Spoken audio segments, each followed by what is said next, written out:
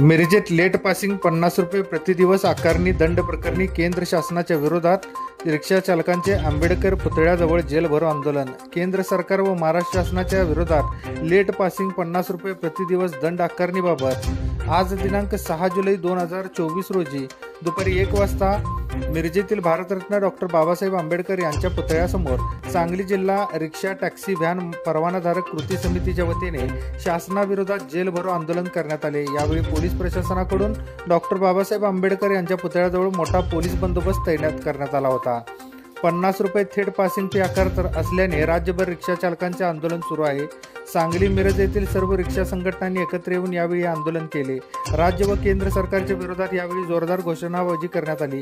तर रिक्षा चालकांच्या मागण्या मान्य झाल्या नाही तर सांगली जिल्ह्यातील रिक्षा पुढील काळात बेमुदत बंद करण्यात येतील असा इशारा सांगली जिल्हा रिक्षा टॅक्सी व्हॅन परवानाधारक कृती समितीच्या वतीने देण्यात आला।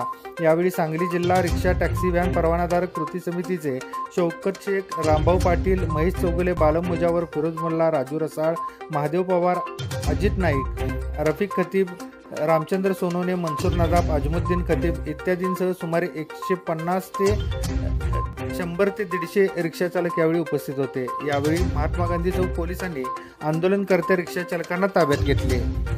सांगली, मिरज, कुपवाड आणि पूर्ण सांगली जिल्ह्यातील सर्व संघटना एकत्र करून जे रोजचा 50 रुपयाचा दंड आहे त्यासाठी त्याच्या विरोधात आम्ही टप्प्याटप्प्यानं आंदोलन केलेलं आहे।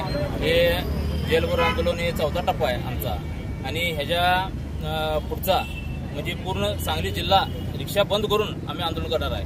दुसरी गोष्ट, परवा लोकसभा इलेक्शन झाली त्यात कसं फरक पडला हे विधानसभेमध्ये तर आम्ही पूर्ण रिक्षा चालक पूर्ण बहिष्कार घालणार या मतदानाला।